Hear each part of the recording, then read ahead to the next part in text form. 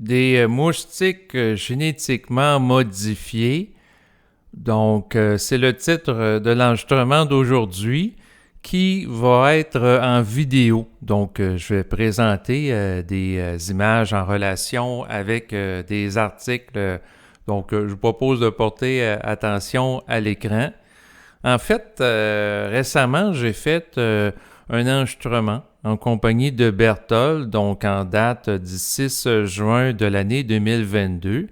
Et puis, lors de l'enregistrement, à un moment donné, Berthold a dit « Cette année, je trouve qu'il y a beaucoup de moustiques. » Et par la suite, ça a piqué ma curiosité et je pense que je ne suis pas nécessairement le seul personne que ça a piqué la curiosité.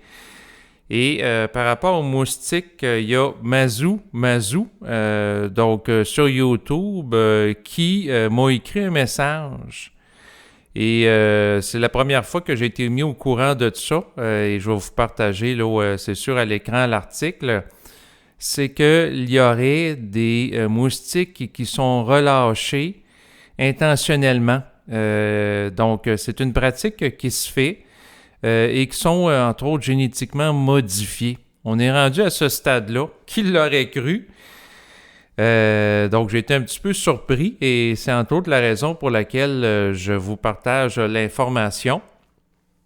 Mais tout d'abord, en relation avec le propos tenu par Berthold, qui trouvait qu'il y avait beaucoup de moustiques, je peux vous mentionner que dans le Journal de Montréal, donc en date du 2 juin de l'année 2022, un article a été publié. Vous le voyez à l'écran, c'est marqué « Explosion de moustiques au Québec ». L'impression que les moustiques sont particulièrement présents et répandus cette année, c'est qu'ils sont tous apparus en même temps en raison de la fonte des neiges tardives et de la récente vague de chaleur qui a frappé la province. Pourtant, la faible quantité de neige reçue l'hiver dernier pourrait faire en sorte que moins d'œufs aient survécu. Donc, il y a des facteurs qui vont à l'encontre de la survie des moustiques, puis il y en a d'autres qui sont favorables. Fait que l'article est quand même mitigé par rapport à l'apparition récente là, de plusieurs moustiques, ce qui est assez curieux, parce que des conditions propices cette année, donc les œufs, habituellement c'est marqué, les œufs passent l'hiver sous la neige qui les protège du froid. Cette année, comme l'hiver a été peu enneigé, la quantité totale de moustiques devrait être restreinte. C'est ça qui est particulier, c'est que normalement, il ne devrait pas en avoir tant que ça.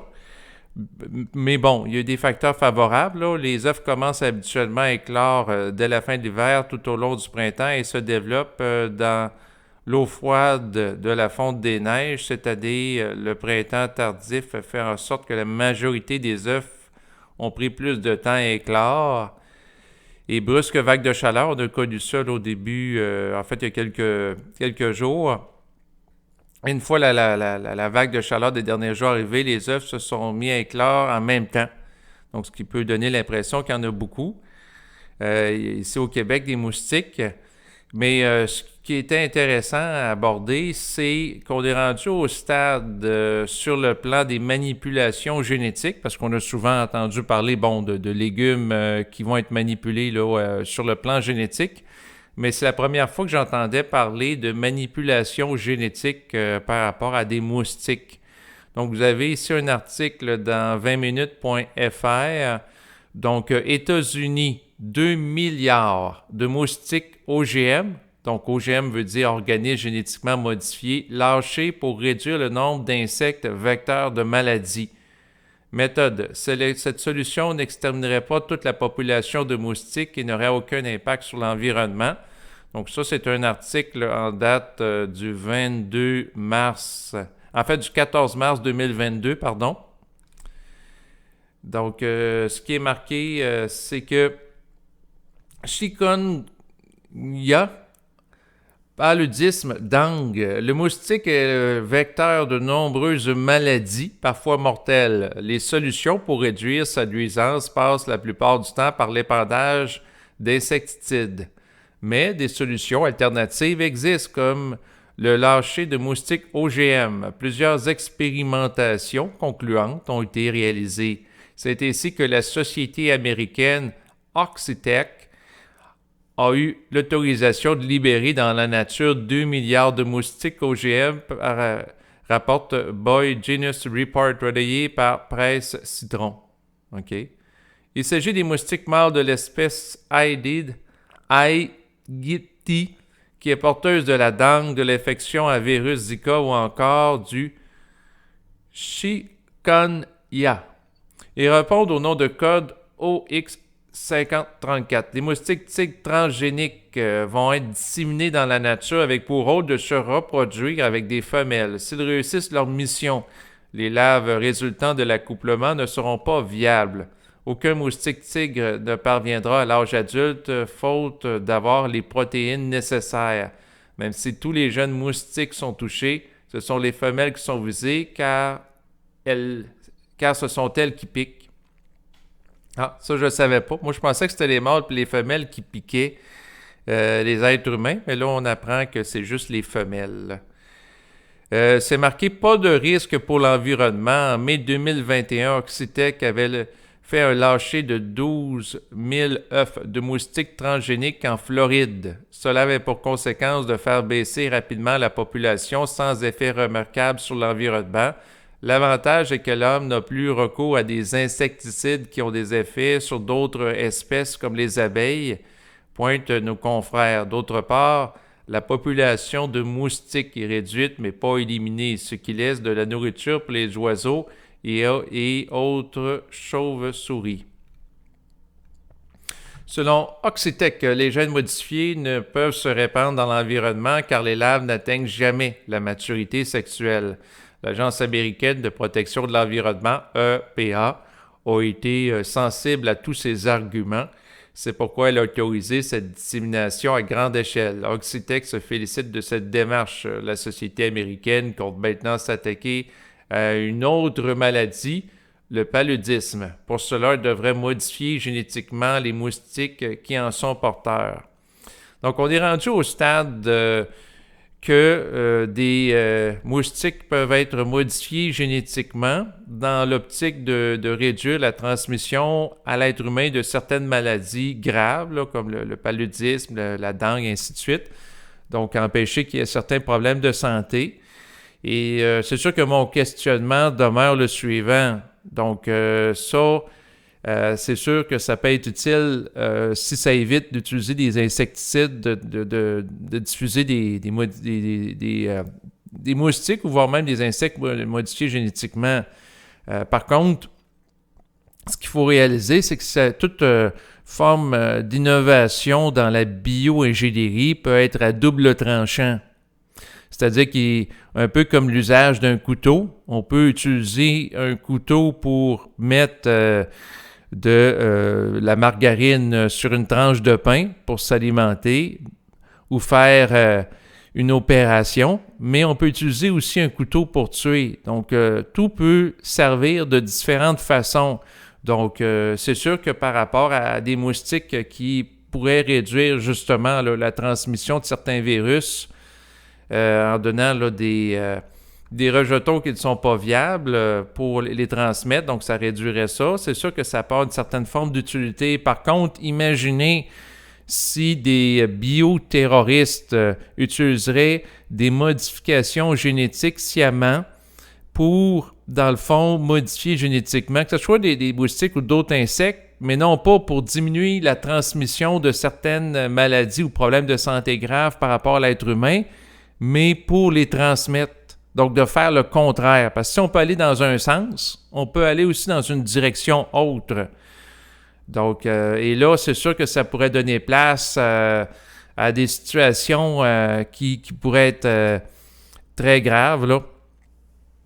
Donc, imaginez si des moustiques qui pourraient transmettre la malaria seraient relâchés dans les Laurentides. Ça serait problématique là, comme situation. Donc, c'est sûr que j'espère pas qu'il y ait du bioterrorisme là, à ce niveau-là. Mais plusieurs choses peuvent arriver dans le monde, d'où l'importance d'être vigilant. Mais bon, c'est intéressant de voir où est-ce qu'on en est dans le développement là, technologique aujourd'hui là, du génie génétique avec la question des moustiques. Fait qu'encore une fois, je remercie Bazou Bazou de son partage. Et je voulais mentionner aussi aux gens que par rapport à YouTube, des fois, il y a des gens qui écrivent des messages ou cherchent à me partager des liens web qui vont être bloqués. C'est pas moi qui bloque ça, là, c'est vraiment là, YouTube. Je voulais mentionner ça parce que, dans le fond, l'article auquel je fais allusion, là, j'ai voulu le partager, puis il a été bloqué là, en bas de la vidéo. Donc, à travers un message là, que j'avais envoyé, ça a été bloqué. Sinon, je voulais vous mentionner dans un autre ordre d'idée très différent, parce que j'ai fait plusieurs vidéos où je parlais de la dérive possible par rapport au portefeuille numérique, qui est un élément de clé de voûte pour la société 2.0 où chaque citoyen aurait une identité numérique et qui pourrait mener à beaucoup de dérapages, c'est-à-dire à l'instauration d'une société similaire à celle en Chine avec le crédit social où les citoyens sont régulièrement épiés. Eh bien, je voulais vous mentionner que sur le site de l'Assemblée nationale du Québec, eh bien, il y a une pétition que les gens peuvent signer. Donc, droit de refus d'un portefeuille numérique québécois. Je vais mettre le lien web se rapportant à la pétition là, en bas de la vidéo présente. Donc, j'ai signé la pétition et c'est sûr que, dans le fond, avant que ça soit mis en place, là, le portefeuille numérique ici, qui peut mener à certains abus, ben, c'est sûr que là, il y a une pétition là, qui est faite. Là. C'est sûr que, bon, là, je m'adresse ici là, essentiellement aux gens qui, tout comme moi, là, vivent au Québec. Donc, c'est sûr que je voulais mentionner ça. Sinon, en terminant par rapport aux dérives liées aux technologies, eh bien, on a Tim Hortons qui est une chaîne de restauration rapide là, ici au Canada qui est très populaire. Donc, pour les gens qui m'écoutent en Europe, bon, probablement que vous n'avez pas des Tim Hortons, mais c'est une chaîne qui présente des succursales là, dans les différentes grandes villes du Canada. Donc, on peut comparer ça un petit peu là, comme la chaîne de restauration rapide de McDonald's, où on peut voir des succursales là, dans plein de villes en Europe.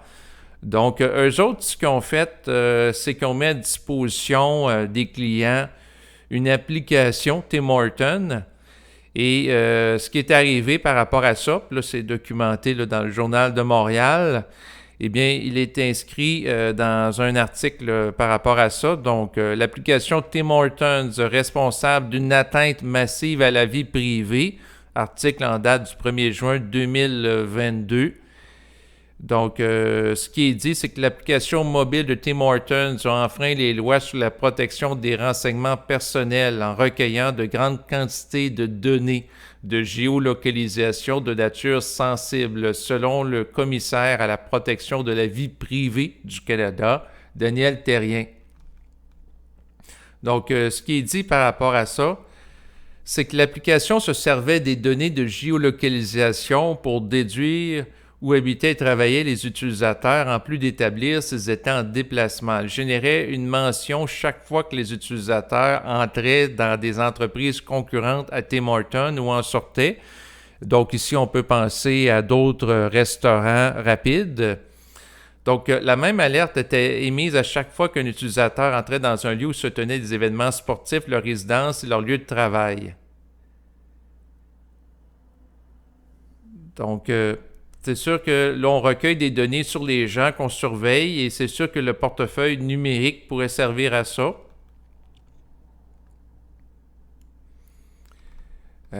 Donc, la particularité de l'application, c'est qu'il est dit ceci.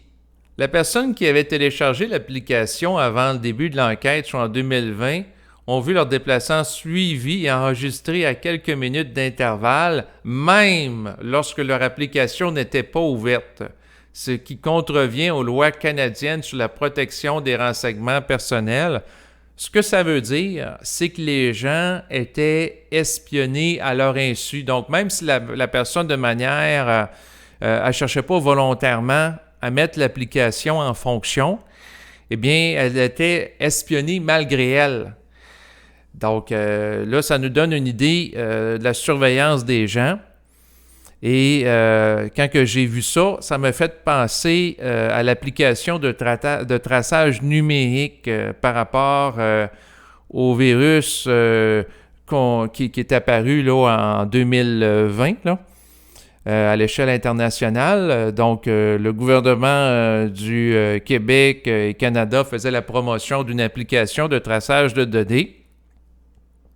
Et ce que j'avais vu, c'est que sur mon téléphone intelligent, il y avait eu une application qui avait été installée, mais qui n'était pas en opération, qui n'a pas été activée là, par rapport au traçage de données en lien avec le virus.